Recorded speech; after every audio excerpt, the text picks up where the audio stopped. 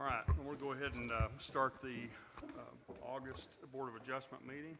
We'll start off with a couple of housekeeping items here. We'll take attendance. You want to take care of that for us, Josh? Wendell Miller. Here. Don Jackmore. Here. Josh Stroud. Here. Wayne Cummings. Absent. Justin Cawthorn. Absent. We do have a quorum, though. All right. Okay. All right, everybody's had an opportunity to look at the minutes from our last meeting. What is your pleasure, gentlemen? I'll make a motion to approve. Okay. Second. All right, got a motion and a second to approve the minutes from the June meeting. All those in favor, notice by saying aye. Aye. Put me down as voting too.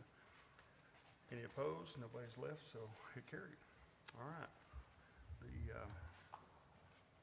have no old business. The new business, item number 1, variance from Article 4.1 and 6.1.6 from the fence height requirement and the driveway width allowance located at 75 Round Rock Road, submitted by CWD Enterprises, LLC. Victoria, you got a staff report on that? I do. So as stated, this is a variance located at 75 Round Rock Road. As always, we're going to talk about what you guys are reviewing, all the applications against this evening.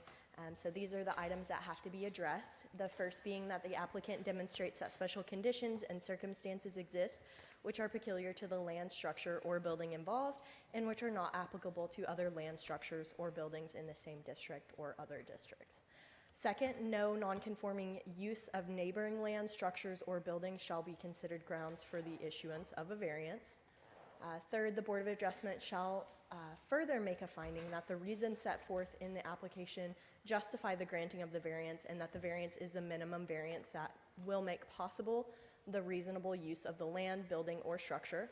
Fourth, the Board of Adjustment shall make a finding that the granting of the variance will be in harmony with the purpose and intent of the zoning code.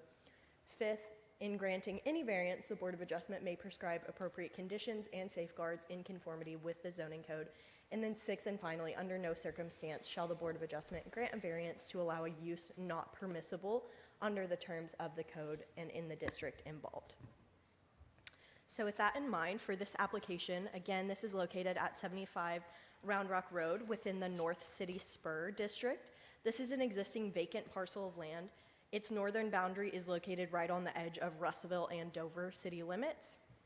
It is an R1 single-family residential zoned property surrounded by R1 zoned properties with a small C2 zoned property to the west.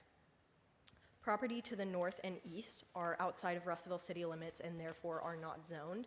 And surrounding uses include single-family homes, a church, a daycare, and the Dover Sonic.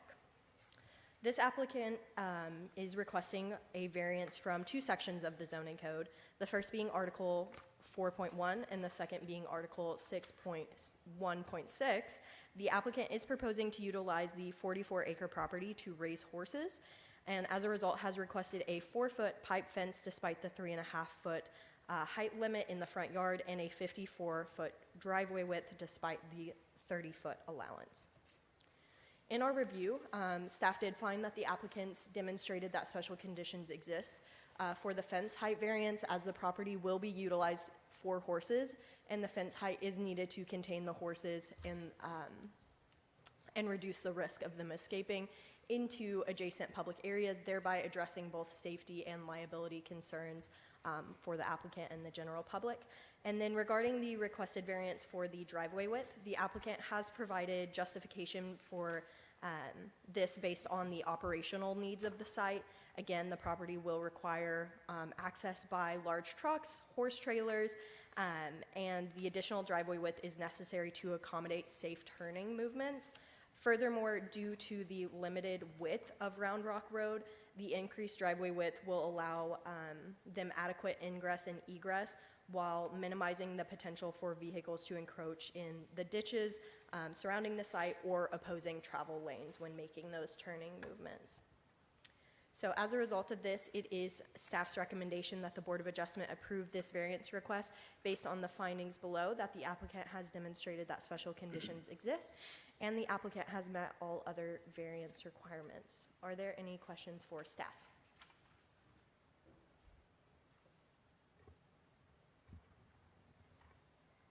All right, thank you, Victoria. Do we have anybody here if you would step up to the mic and state your name for the record, please?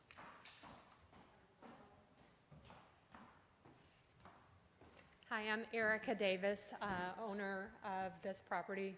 She covered everything. We're only going to have 2 horses on the property, but our hay comes from out of state on a semi-truck, so being able to enter that property safely, as she mentioned, and the height restriction on the fences, there will be a nice painted entryway for that, and it butts up to our my brother-in-law, but my husband's brother's property as well. They're on Round Rock Road, Brianne and John Paul Davis, and then our property with Caleb and Erica under CWD Enterprises. Thank you.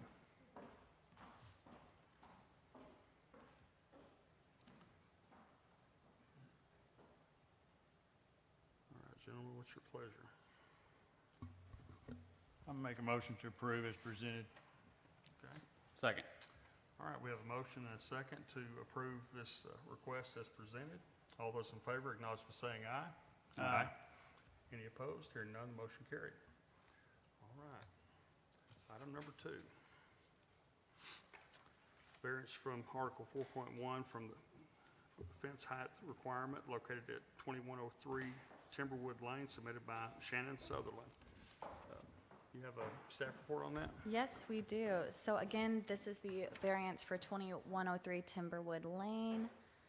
And the property is located at 2103 Timberwood Lane within the Oakland neighborhood. This is a single-family home. It is an R3 medium, high-density residential zoned property surrounded by other R3, C2, and R2 zoned properties.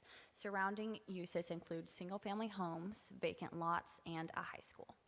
For our comments, the application is to allow the construction of an 8-foot fence instead of the maximum allowed 6 feet. The applicant is proposing that the eastern portion of the fence be 8 feet in height, as that is the portion that faces South Knoxville. The applicant is also requesting a small section at the southeastern corner to taper down for aesthetic purposes. The property's proximity to the school has led to multiple instances of students attempting to access the pool area, either by requesting to swim or by attempting unauthorized entry. This raises important concerns regarding both the safety of the youth and the privacy of the applicant. Staff has also found the applicant has demonstrated that special conditions exist due to the recent clearing of the adjacent wooded lot, leading to increased noise pollution and visibility into their backyard from the South Knoxville Highway and Russellville High School. In that photo, that is a photo taken from the sidewalk at Russellville High School. It's clearly higher elevated than it was previously to the sidewalk being built. South Knoxville Avenue is a heavily trafficked area both by vehicles and pedestrians. They're only requesting a height variance for the portion of the fence that faces Knoxville, not the entirety of the fence. The newly vacant lot is also zoned C2, leading to the potential of a commercial business being built adjacent to the property. Our staff recommendations, we have found that we recommend the Board of Adjustment to approve this variance request based on the findings below, that the applicant has demonstrated that special conditions exist and the applicant has met all of the other variance requirements. Do y'all have any questions? Great, thank you. Thank you. Ms. Shannon, yeah, go ahead. You want to step up there and state your name for the record, please, sir? Shannon Sutherland. Yeah, everything she said pretty much covered it. There used to be a lot of trees and foliage that covered the entirety of that area, but as you saw in the picture just a minute ago from the highway, you can see straight over that fence, and especially higher vehicles such as buses, semi-trucks, anything that is higher than your standard car that's driving down Knoxville can pretty much see clear right over that fence. And I have a pool in the back, so like she said, not just privacy, but we do have some safety concerns with students as well. Okay. Do you have any questions for me? Thank you.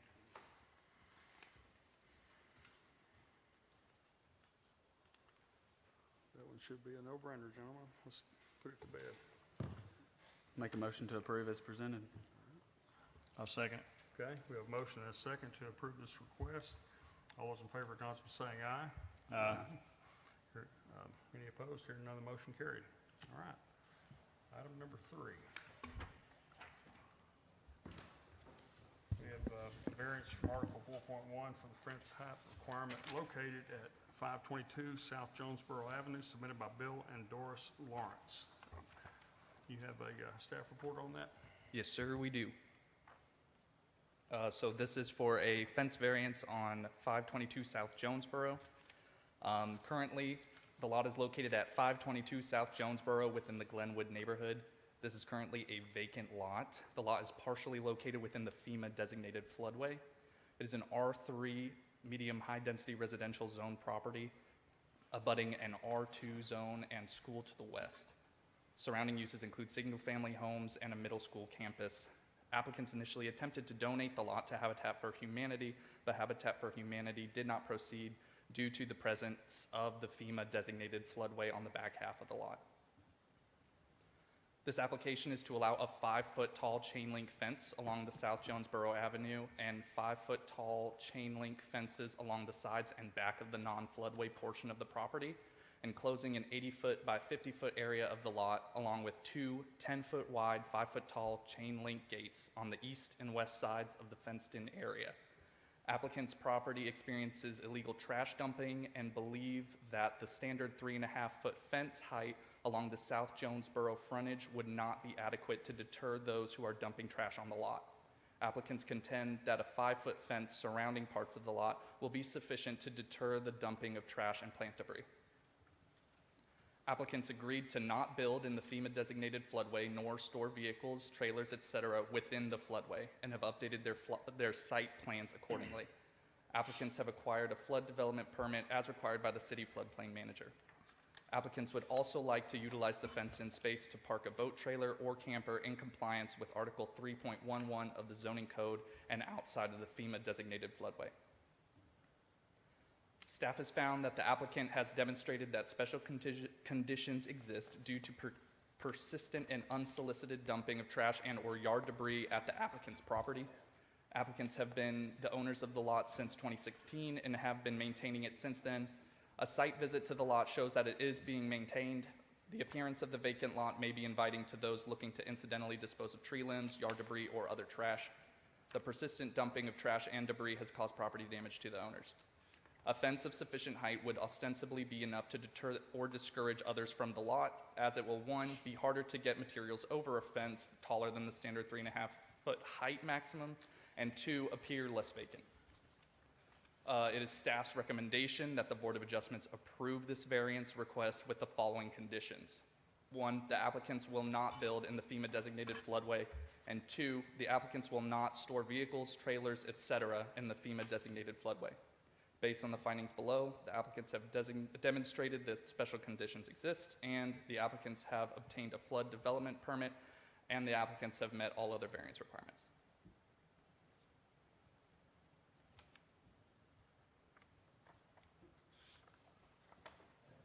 All right, thank you, Gavin.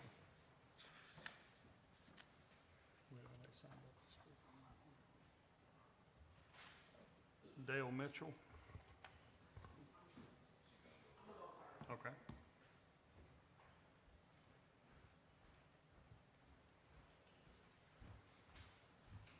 I'm Dale Mitchell's sister. We own the property. What's your name, ma'am? Sheila Walker. Sheila Walker. Yes, yes, sir. And I own the property in front of the house also. In front of the house, I own that property in front. So they were saying that there's trash. That's just not true. I take care of the property. The area that they're talking about is that we own that property, that we have the debris on it. That's our property. They only own the property in between in between. So we cannot get on our property if they put that fence up there, because we have to have a leeway to get down to our property on this one side. And plus, we have a church there, it's a residential, they're not gonna be living there, they're gonna be parking their stuff there. If they're gonna have a fence up that high, they need to put it where they live at, because it makes our community looks like we're having, like they don't trust us, or they bringing their stuff down there. But you're gonna bring your stuff down there, why do you have to have a big fence down there? But that's what we're trying to figure out, why you have to build a big fence up there and make it seem like that, because they're not gonna live there. They're gonna just park their stuff there. They own the property. I don't have a problem with them putting a fence there, but that type of fence that they wanna put there, I'm opposed against that. Thank you, Ms. Walker.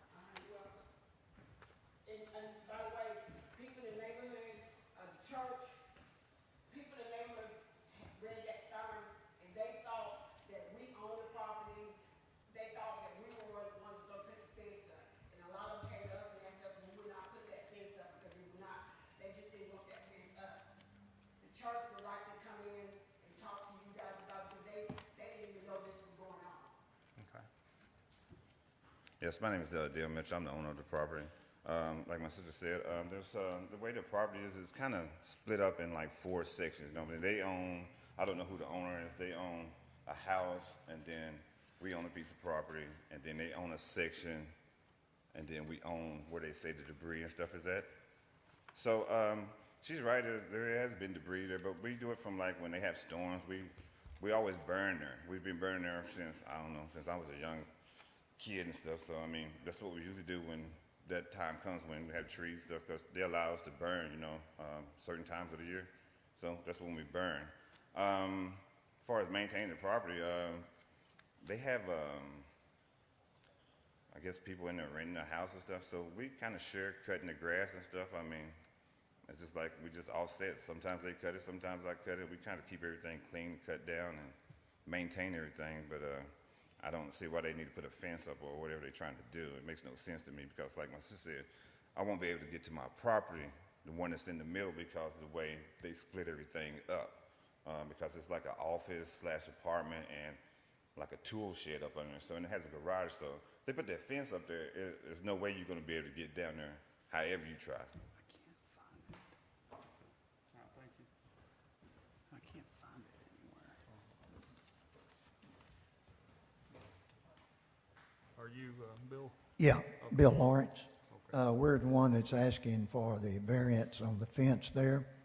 And what it is, there's actually three properties there. I don't know if we can bring it up or not. But they will only allow us to put a fence 50 feet deep and 80 foot wide, which we were asking for 134 feet deep and 50 foot wide. So FEMA won't let us do that. And so their question about trying to get to their property to dispose of their stuff, for 7 years, you've been putting it on my property now. Hollow blocks, bricks, mobile trailers. I've got pictures that I submitted with it. But there will be enough room for you to come down your property, because my fence is only going to go 50 foot. That is, if you ask my permission. Well, we'll discuss that some other time, but that's what we're asking is, and we do keep it maintained and mowed, and we have for the last 7 years. Okay. Thank you. All right. Yeah. Is there anything else, Mr. Lawrence, or you? No, I just appreciate it if we could do this. Okay. All right, thank you. You do have pictures you want to submit? Pictures on my phone that I took, that he said that his people that he rent from, they got pet bulldogs too. We're gonna discuss that later. They have 3 pet bulldogs, plus the school behind the That- school. We don't have pet bulldogs. But the people that y'all rent from them. Well, and now the Board of Adjustments is we're just here to look at the variance request. So I don't know if you're talking to the right people or not. Okay, this is our house. This is the little property that we own, like the little house. Okay, their lot. Can you see those pictures where they see their lot? Mm-hmm. That's their lot, and they got, it's a lot in between those two lots. So we own this part right here, then they own this lot right here, and then we own that little part right there. And the debris that he's talking about is our lot. Okay. That we let other people that live in our community, and when we have debris, we've been doing it for years. Right. Ma'am, Because we used to own that property, our parents used to own that property. Okay. That's how I know so much about that property. can you show me from a map standpoint? If we could bring Google Maps on. Victoria, do we have a, Gavin? Yeah, do we have a topo we could put up? Do you have a topo that we could pull up and put on that overhead?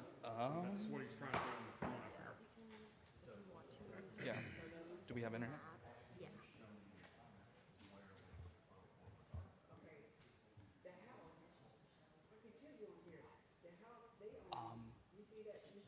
Yeah, of course. Yes. I'm just. They own the house.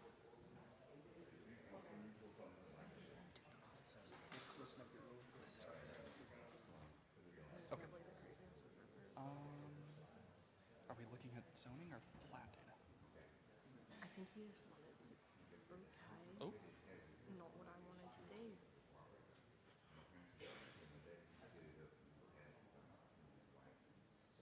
let's just leave it there and ask them. There's any plan data over Yeah. Yeah, we should verify it, yeah. I didn't think to. Yep.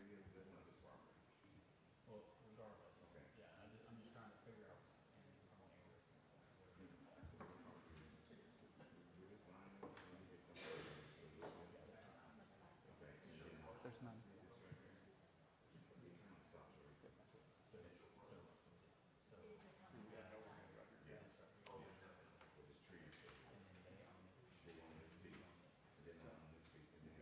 He's got it on the overhead right here. Okay. Is that easier to see, or? Well, they don't have the parcels on here, so what he's saying is that, he said, correct me if I'm wrong, that they own this. Who does? They do? They do.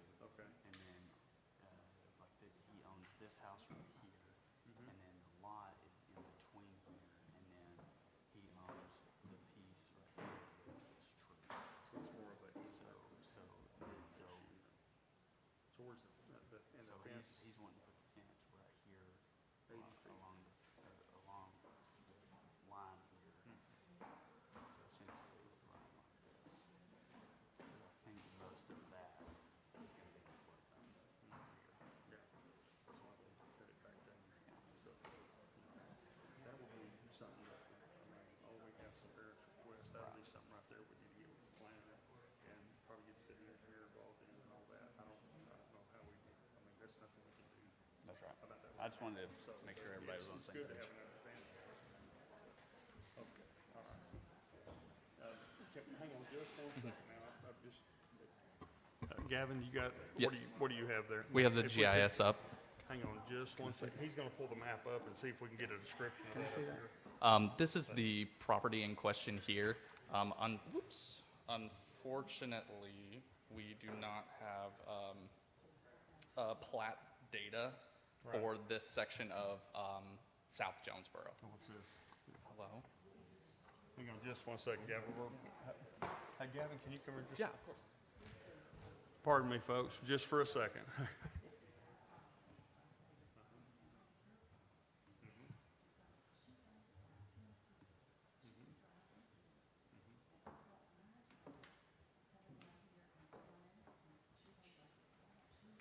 So she does have a way to get back there to that.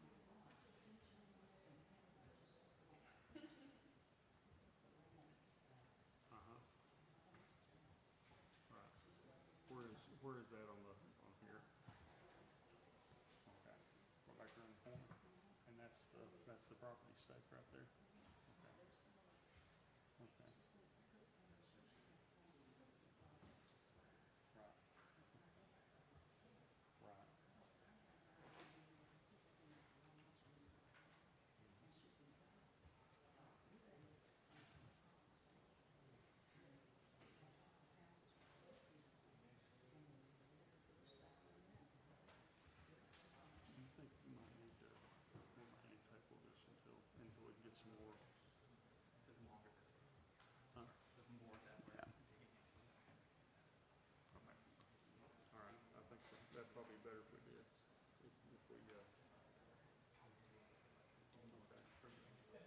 Good. Yeah. Thank you. Okay. On item number 3 here, I think it's going to be who of us to table that until next month. The commissioners, if you'll, Yeah, I'll make a motion to table this till next month. This needs a little bit more investigating and understand what we're going to approve before I can say yes or no on that. Motion is to suspend till next month. Second. okay. Motion and a second to table this item here until the next Board of Adjustment meeting. All those in favor, acknowledge by saying aye. Aye. Any opposed? Hearing none, the motion carried. All right. One more item up here.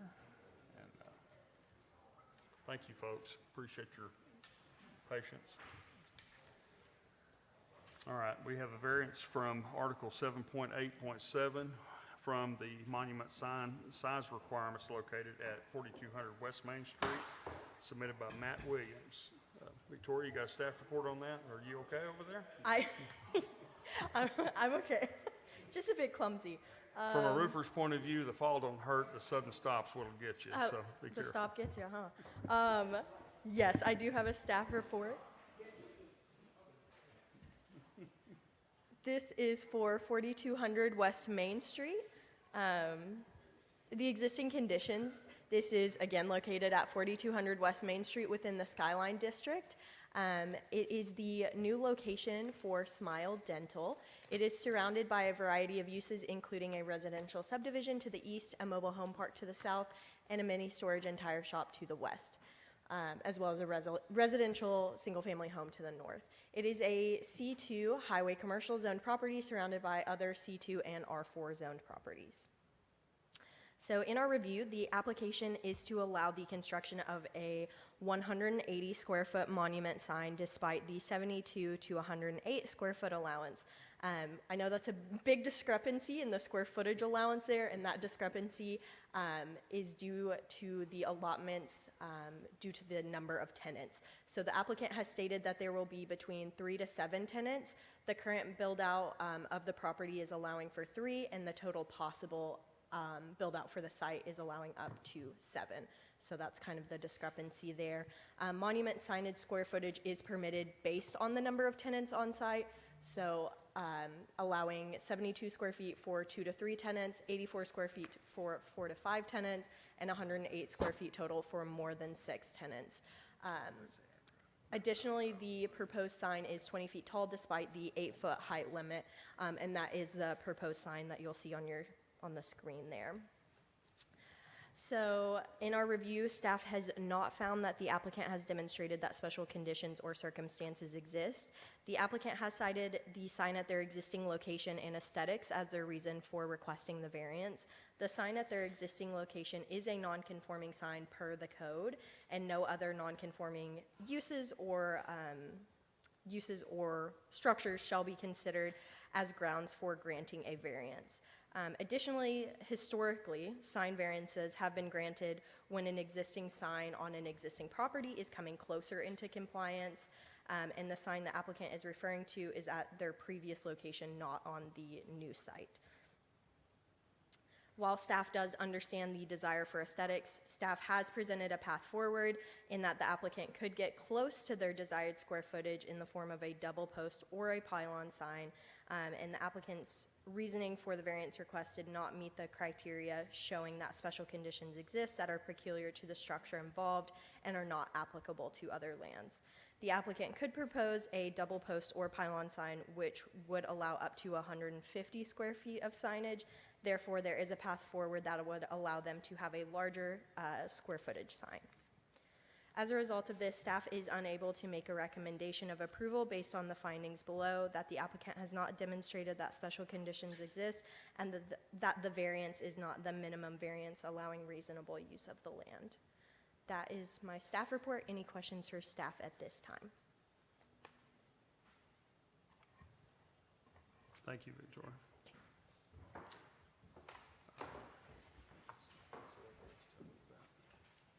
Are you Matt Williams? I am Matt Williams. Hey guys, So, the difference between, the reason I'm doing this is because I'm wanting a more aesthetic sign. We can put it on 2 poles and have 132 square feet and have the exact same thing as the monument sign. The only thing that's the difference is the base. And I think 2 poles is not as aesthetic as a masonry or a encased base. That's the only difference, and that's the only reason we're wanting to do it. The double pole pylon up to 150 square feet. If we took out the base part of that sign, we're within reach. So I was just wanting to make it to where it was just add the base so it looks better. I think it's prettier for Russellville and prettier for the area. If I can show you these, I don't.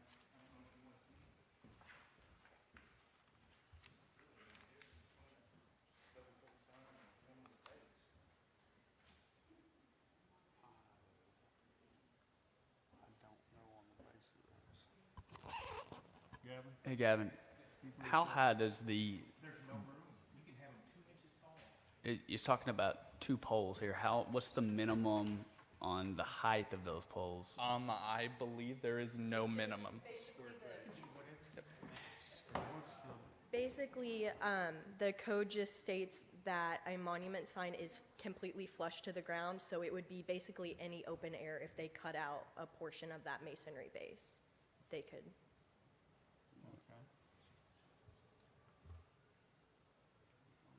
I don't know. So there's no, when they cut out that bottom, it can be a couple inches or whatever that is. Yes, yeah, and then it would be considered, because it would be resting on 2 posts instead of the. So what's the reasoning for that? Monument signs, I believe, when we adopted the code, I am reaching back a little bit in my memory here for the intent of that. But I believe they were really built out for these smaller, more, I guess, compact, you would say, signage that you would see around town. Most of the monument signs you see are the smaller, I'm thinking of several, like, medical offices. So that was the,